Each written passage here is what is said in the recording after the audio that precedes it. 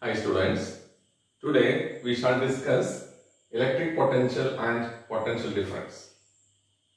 In your previous class, you learned the flow of electrons constitute the electric current.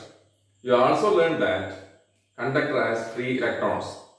Then what makes the electrons to flow through the conductor?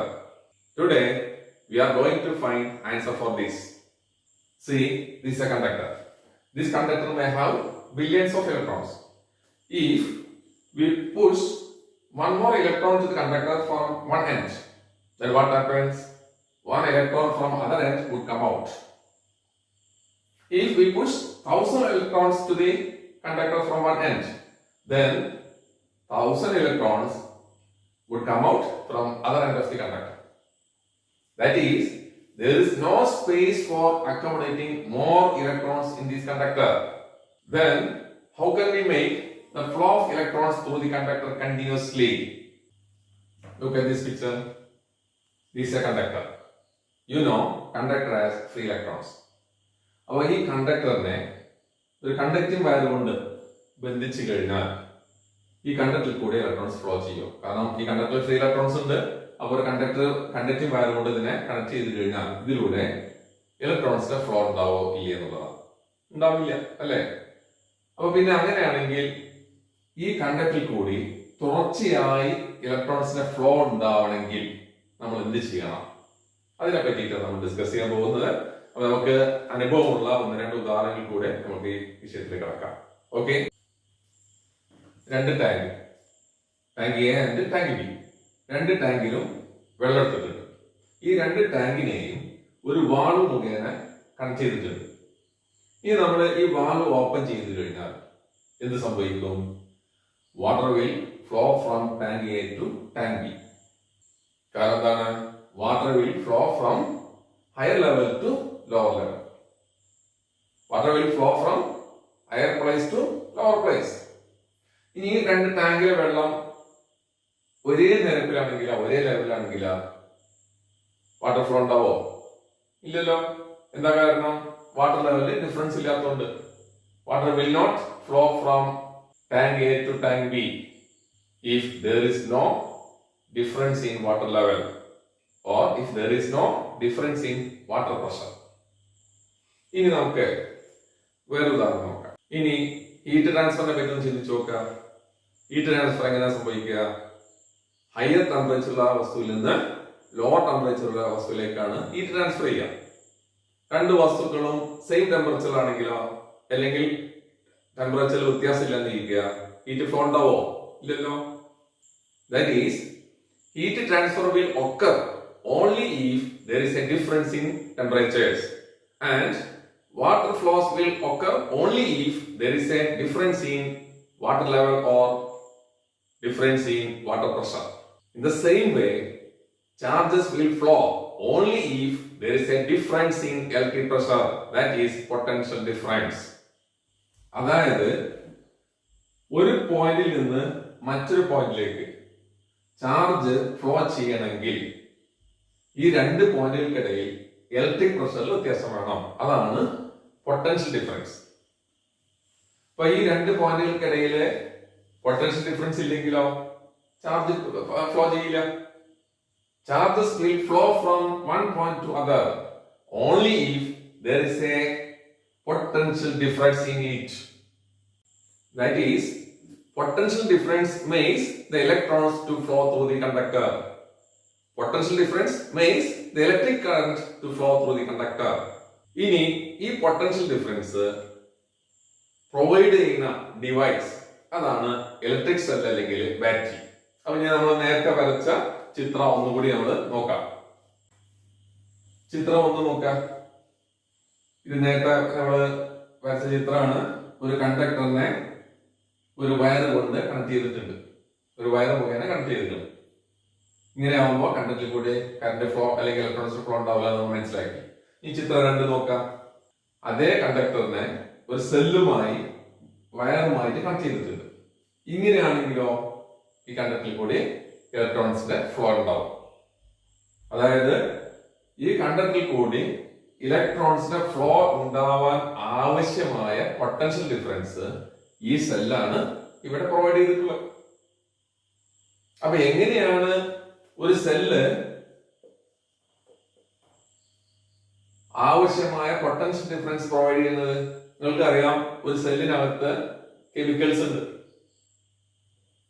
ഈ chemicals തമ്മിൽ reaction നടക്കുമ്പോൾ ഇതിന്റെ സെല്ലിന്റെ positive ടെർമിനലില് negative ടെർമിനേക്കാൾ കൂടുതൽ ചാർജിന്റെ concentration ഉണ്ടാവും. അതായത് സെല്ലിനകത്ത് നടക്കുന്ന കെമിക്കൽ റിയാക്ഷന്റെ ഫലമായി പോസിറ്റീവ് ടെർമിനലില് ഹൈ കോൺസെൻട്രേഷൻ ഓഫ് ചാർജും നെഗറ്റീവ് ടെർമിനലില് ലോ കോൺസെൻട്രേഷൻ ഓഫ് ചാർജും ക്രിയേറ്റ് ചെയ്യപ്പെടുന്നു. Due to chemical reactions taking place inside the cell, positive terminal attains higher concentration of charges when compared to negative terminal.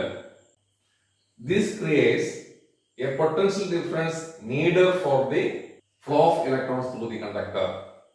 അപ്പോൾ സെല്ലിനകത്ത് നടക്കുന്ന chemical റിയാക്ഷന്റെ ഫലമായി സെല്ലിന്റെ പോസിറ്റീവ് ടെർമിനലില് ചാർജിന്റെ കോൺസെൻട്രേഷൻ കൂടുതലാണ്. അതിനാൽ സെല്ലിന്റെ പോസിറ്റീവ് ടെർമിനലിനെ ഹൈ ഇലക്ട്രിക് പൊട്ടൻഷ്യൽ എന്ന് പറയും. സെല്ലിന്റെ നെഗറ്റീവ് ടെർമിനലില് ചാർജിന്റെ കോൺസെൻട്രേഷൻ പോസിറ്റീവ് ടെർമിനൽ അപേക്ഷിച്ച് കുറവാണ്. അതിനാൽ സെല്ലിന്റെ നെഗറ്റീവ് ടെർമിനലിനെ ലോ ഇലക്ട്രിക് പൊട്ടൻഷ്യൽ എന്ന് പറയും. അപ്പൊ ഇവിടെ ഹൈ ഇലക്ട്രിക് പൊട്ടൻഷ്യൽ, ഇവിടെ ലോ ഇലക്ട്രിക് പൊട്ടൻഷ്യൽ, ഇത് തമ്മിലുള്ള ഡിഫറൻസ് ആണ് potential difference. Difference between these two electric potentials is called potential difference. Now we shall try to define electric potential and potential difference. If we place a unit positive charge in an electric field, it will experience a force due to electric field. Isn't it? You know, similar charges repel each other. Therefore, if we place a unit positive charge in an electric field, it will be repelled by other positive charges. Therefore, to move this unit positive charge to a place,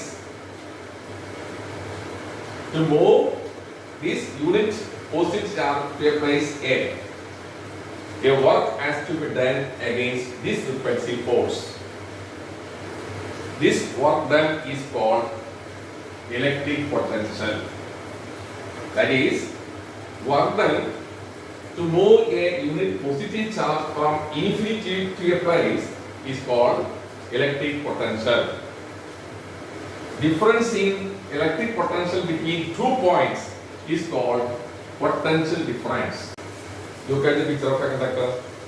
To move a charge from A to B, a work has to be done. അതായത് എയിൽ നിന്ന് ഒരു unit charge നമ്മൾ ബിയിലേക്ക് move ചെയ്യുമ്പോൾ ഈ കണ്ടക്ടറിൽ similar charges ഉണ്ടാവും. അത് ഈ ചാർജിന് റിപ്പൽ ചെയ്യും. അതുകൊണ്ട് ഈ റിപ്പൾസീവ് ഫോഴ്സിന് എതിരായിട്ട് ഒരു വർക്ക് ചെയ്തിട്ട് വേണം നമ്മൾ ബിയിൽ ആ ചാർജിനെ എത്തിക്കാൻ. To move a charge from A to B, a work has to be done. This work done is called potential difference between 2 points A and B of the conductor.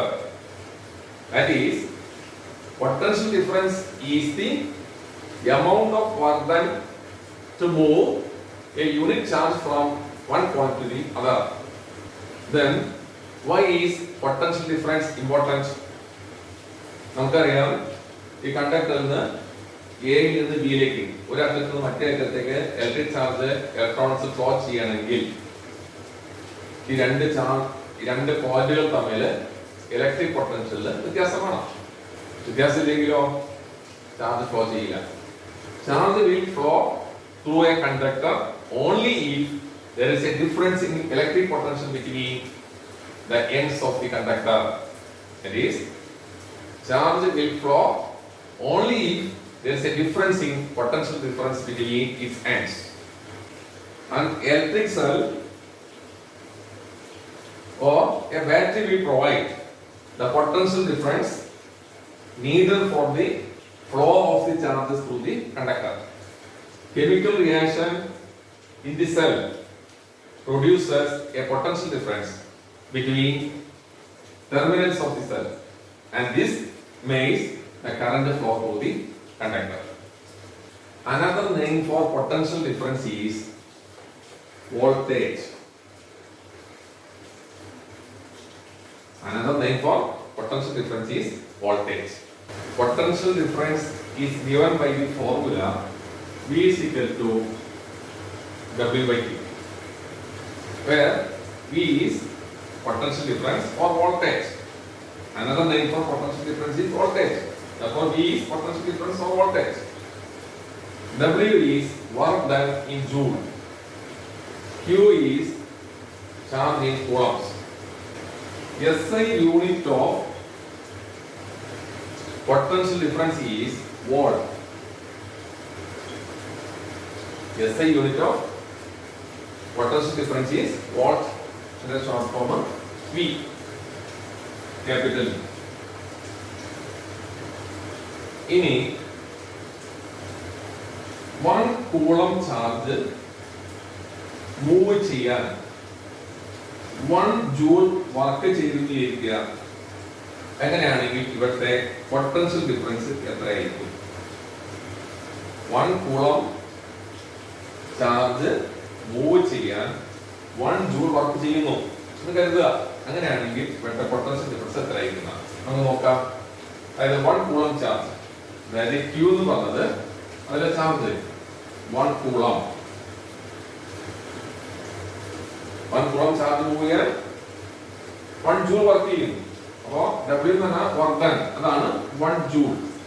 അങ്ങനെ പൊട്ടൻഷ്യൽ ഡിഫറൻസ് അതായത് V എത്ര എന്നുള്ളത് 1 joule per coulomb, അതാണ് 1 volt.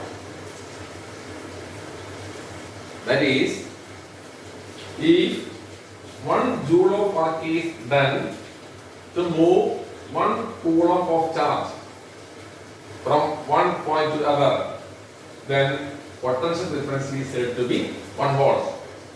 If 1 joule of work is done to move 1 coulomb of charge from one point to other, then potential difference is said to be 1 volt. Direction of conventional current. ഈ ചിത്രം നോക്കുക. ഒരു കണ്ടക്ടറും ഒരു സെല്ലും ഒരു wire മുഖേന connect ചെയ്തിട്ടുണ്ട്. ഇങ്ങനെ കണക്ട് ചെയ്ത് കഴിഞ്ഞാൽ ഇതിലൂടെ ഈ കണ്ടക്ടറിലൂടെ കറന്റ് ഫ്ലോ ചെയ്യുന്നത് മനസ്സിലാക്കിയിട്ടുണ്ട്. സെല്ലിന്റെ പോസിറ്റീവ് ടെർമിനലിനെ ഹൈ ഇലക്ട്രിക് പൊട്ടൻഷ്യലായും സെല്ലിന്റെ നെഗറ്റീവ് ടെർമിനലിനെ ലോ ഇലക്ട്രിക് പൊട്ടൻഷ്യലായിട്ടും കണക്കാക്കുന്നത്. ചാർജിന്റെ ഫ്ലോ എങ്ങനെയാണ്? ഹൈ പൊട്ടൻഷ്യലിൽ നിന്ന് ലോ പൊട്ടൻഷ്യലിലേക്ക്. അതായത് ഇപ്പോ വെള്ളം വാട്ടർ ഫ്ലോ എങ്ങനെയാണ്? ഹയർ പ്രൈസിൽ ലോ പ്രൈസിലേക്ക്. ഹീറ്റ് ട്രാൻസ്ഫർ എങ്ങനെയാണ് നടക്കുന്നത്? Higher temperature to lower temperature. അതേപോലെ current flow high potential to low potential. എന്നാൽ പിൽക്കാലത്ത് ഇലക്ട്രോൺസ് കണ്ടുപിടിച്ചു. അപ്പോഴാണ് മനസ്സിലാവുന്നത് ഈ കറന്റിന് കാരണം ഇലക്ട്രോൺസിന്റെ ഫ്ലോ ആണ്. എന്നാൽ ഇലക്ട്രിസിറ്റി ആദ്യം കണ്ടുപിടിച്ച സമയത്ത് 2 ചാർജ് ഉണ്ടെന്നും അതില് ഒന്ന് പോസിറ്റീവ് ചാർജ് മറ്റേ നെഗറ്റീവ് ചാർജ് മനസ്സിലാക്കിയിരുന്നു. ഇതിൽ പോസിറ്റീവ് ചാർജിന്റെ ഫ്ലോ ആണ് കറന്റിന് കാരണം എന്നാണ് അന്ന് കരുതിയിരുന്നത്. അതുകൊണ്ടാണ് പോസിറ്റീവ് ചാർജിന്റെ ഫ്ലോ എങ്ങനെയാണ്? ഹൈ പൊട്ടൻഷ്യൽ, പോസിറ്റീവ് ടെർമിനലിൽ നിന്ന് high potential to low potential. ഈ കറന്റിനെ പറഞ്ഞ പേരാണ് കൺവെൻഷണൽ കറന്റ്. ഇലക്ട്രോൺ കണ്ടുപിടിച്ചപ്പോൾ മനസ്സിലായ കാര്യം ഇലക്ട്രോണിന്റെ ഫ്ലോ ആണ് കറന്റ് കാരണം മനസ്സിലായി. അപ്പോ ഇലക്ട്രോണിന്റെ ഫ്ലോ എങ്ങനെയാണ്? Low potential low potential to high potential. ഈ കറന്റ് പേരാണ് ഇലക്ട്രോണിക് കറന്റ്. അപ്പൊ 2 തരം കറന്റായി, കൺവെൻഷണൽ കറന്റും ഇലക്ട്രോണിക് കറന്റും. കൺവെൻഷണൽ കറന്റ് എന്ന് പറഞ്ഞാൽ flow of positive charge. Electronic current എന്താണ്? Flow of electrons. നമുക്ക് അറിയുന്ന കാര്യം പോസിറ്റീവ് ചാർജിന് ഫ്ലോ ഇല്ല. പോസിറ്റീവ് ചാർജ് ഫ്ലോ ഇല്ലല്ലോ. കാരണം പോസിറ്റീവ് ചാർജ് എന്നാൽ ആറ്റത്തിന്റെ ന്യൂക്ലിയസ് അല്ലേ എടുക്കുന്നത്, ഇലക്ട്രോൺസ് ആണ് ഫ്ലോ ചെയ്യുന്നത്. പക്ഷെ ഈ കാര്യങ്ങൾ ഇങ്ങനെയൊക്കെ ആണെങ്കിലും ഇന്നും കറന്റിന്റെ ഡയറക്ഷൻ എന്ന് പറഞ്ഞു കഴിഞ്ഞാൽ it is the direction of flow of positive charges. Direction of conventional current or direction of electric current is taken as direction of flow of positive charge. It is opposite to the direction of flow of electrons. In a circuit, electric current flows from positive terminal of the cell to the negative terminal. Okay. See the picture of a voltmeter. Voltmeter is used to measure the potential difference between 2 points in a circuit.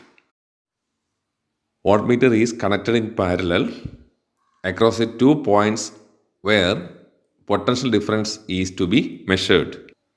It has 2 terminals, positive terminal and negative terminal. Positive terminal connects to the positive part of the circuit and the negative terminal connects to the negative part of the circuit. See the picture of a symbol of voltmeter. In circuit diagram, this symbol is used for voltmeter. See a circuit diagram. In this circuit diagram, there is an ammeter, a bulb and 2 cells. Ammeter is connected in series. See this circuit diagram. In this circuit diagram, there is a voltmeter, a load connected between A and B and 2 cells. See how is voltmeter connected in this circuit.